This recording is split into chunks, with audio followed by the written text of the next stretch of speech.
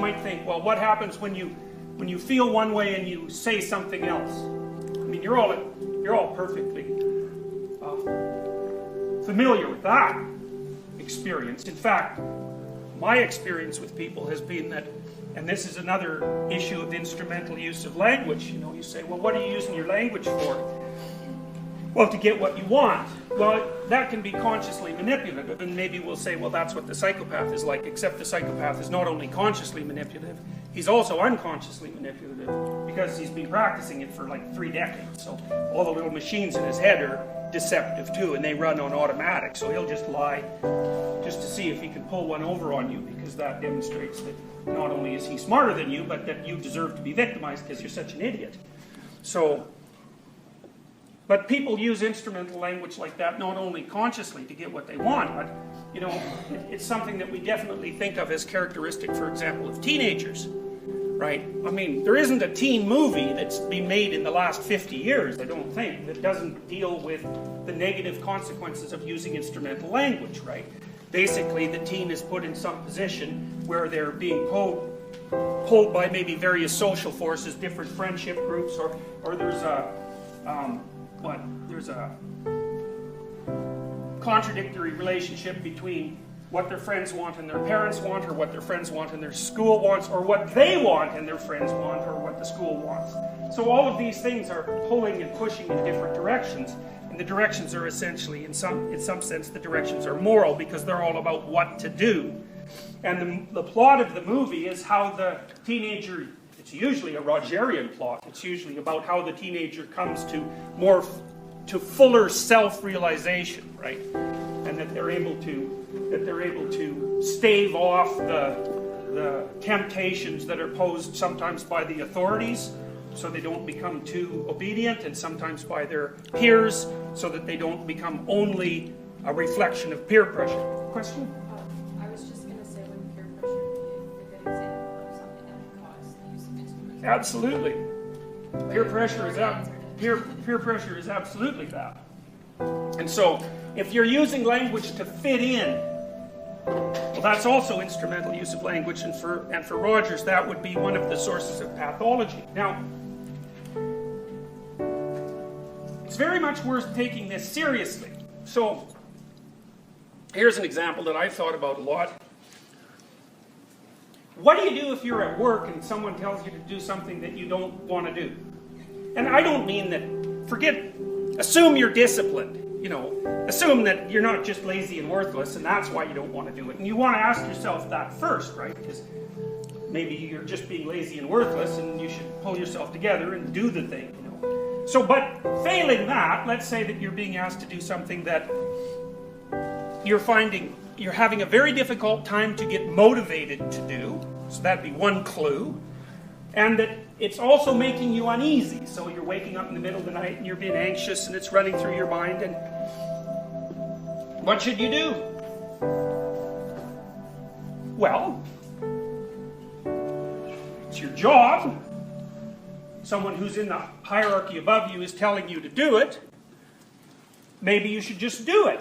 Well, then you might ask yourself, well, why can't you just go ahead and do it? You might say, well, maybe it's quasi-criminal and you're afraid of getting caught, but let's forget about that for a minute. Let's assume that the probability, maybe it's a low-level moral transgression, it's not precisely illegal, and even so, the probability that you're going to get caught is very low. Why would it bother you? And should you take that seriously? Now, Rogers would claim that the reason it would bother you is because it would make the structure of your self-system inconsistent. So, imagine you're trying to organize a group of people to do some task. Like maybe they're in a row and you have to fill in a hole in the road, and so you have to put people in a row and you hand rocks down the line. If you've got one person in there who's trying to make the rocks go the other way, or dropping them, or something like that, well then obviously the entire structure is not going to function properly, and it's because there's an internal inconsistency in it. And it's a fundamental presupposition of logic. It's maybe the most fundamental principle of communication, that a thing can't be itself and something else at the same time. that's the principle of non-contradiction, right? And so the hypothesis here would be that you have to follow the principle of non-contradiction with regards to the organization of your own self. And the self would be, Rogers thinks about that as a differentiated field, subfield of the phenomenal field, right? So you're always experiencing things, and part of what you experience is the you at the center of that, and that's the self as far as Rogers is concerned. And the proposition would be, you have to organize the self in a non-contradictory manner, or what? Well, or you feel negative emotion. Now, he would think about that as anxiety, generally, yes? What about the constructive narrative around the task? Is there maybe more principle where the ones according to their self-system? Well, that might work. You know, I mean, that's a very good and complicated question. Because what you're asking is, well, why can't you rationalize effectively? That's really, well,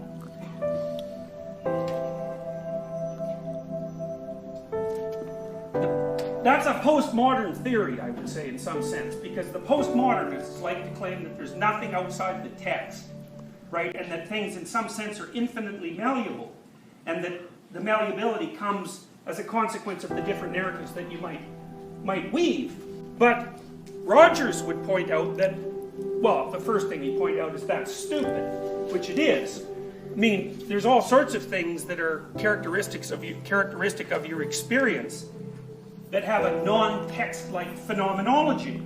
You know, like I think it's very, very difficult to claim that pain is textual, you know. And we do know that you can manipulate the way an organism feels pain quite extensively. So, for example, if you whack a dog on the nose with a newspaper every time it goes to eat, it will starve to death. You can teach it not to eat very rapidly. And so what you're doing is you're teaching the dog that hunger is punishing, and then it transforms hunger into anxiety, and then it won't eat. So the reason I'm telling you that is because even something as fundamental as hunger, which you might think about as a basic phenomena, can be modulated by learning. But there are limits to that. There are evident limits to that. Now, I think the problem with weaving a narrative is that even if it's complex and sophisticated, and so you've convinced yourself, that doesn't necessarily mean that the actions and perceptions undertaken as a consequence of that formulation are going to be commensurate with the rest of your personality. It's a big risk, you know. So, and I think it is the risk that people run when they tell themselves or act out a deep falsehood. Now, because for Rogers, you could also act out falsehoods, right? In fact, the philosophers call that a performative contradiction. That's when you say one thing and do another. It's a form of lie, but it's an embodied lie. And Rogers was very cognizant of embodiment as a central human feature. So, you know, he was very concerned about the fact that the representational structures had to take into account the realities of the underlying biology. And so those would be felt states in a sense. So I think the Rogerian answer is you can't get away with it that easily. What that'll do is it'll produce contradictions as you move forward. And those contradictions will unsettle you, either in a minor way or in a deep way.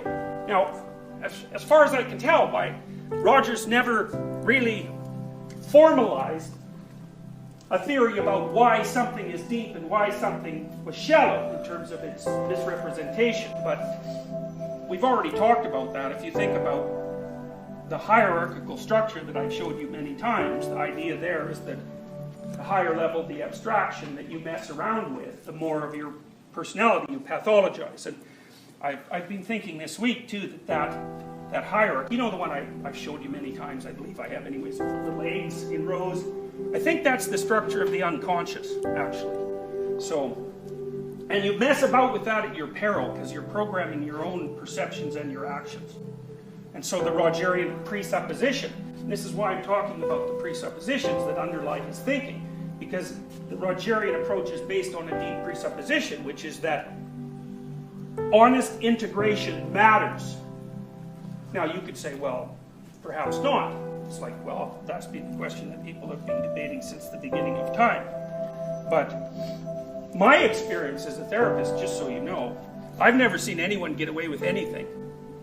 I I think every time you do something that you know isn't right, you're going to get walloped for it sooner or later. Now, you may have blinded yourself so badly because of your misapprehensions and deceptions that you can't see the causal connection between what you did and the punishment. In fact, sometimes it takes years of psychotherapeutic investigation to lay out the causal narrative, you know. But why would anybody ever think they can bend the structure of reality and get away with it? You know, to me it's like, you know, those plastic rulers. It's like you can hold one of those in front of your nose and bend it forward, and that's fine, but as soon as you let go, it's going to hit you in the face. And so, you know, then you're going to curse fate because you got hit in the face, but